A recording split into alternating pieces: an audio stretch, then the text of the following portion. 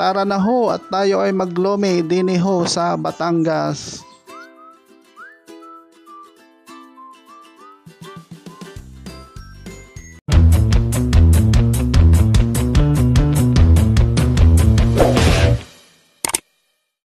Hello, ito na naman po ang Batanggenyong Lagalag at samahan nyo ako at tayo ay maglolomi din sa bukid.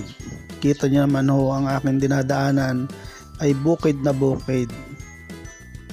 Arehong aking tinatahak ay papuntang Tinggalabak at tingnan nyo ho ang aking kakainan ng lomi. Yan ho, yang lumian na yan. Ang tawag ho diyan ay pupuran sa bukid. At yan ho ang kanilang special lomi. Ang toppings ay chicharon, may itlog, may giniling at saka ho ang atay na hindi nawawala sa lomi. Ay siya, ay ano pagang iniintay, ay di timplahin na ulit ang toyo, kalamansi at sili para masarap ang ating lomi. At syempre, ang unang titikman ay ang toppings na chicharon, ay pagkalutong ng chicharon din sa lumian na are.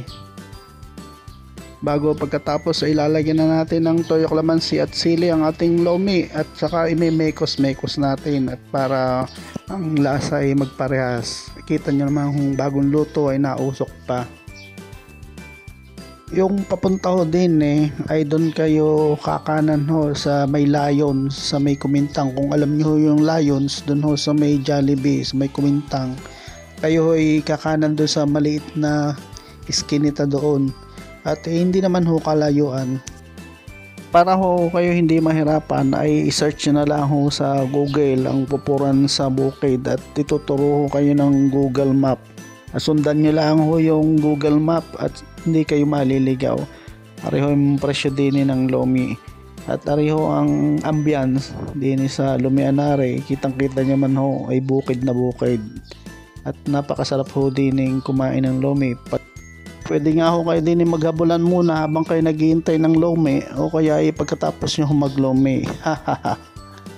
Yun lang ho at sana ho'y nagustuhan yung video na ito at sana ho'y marami ang makapanood ng video na ito. Salamat ho sa inyong lahat.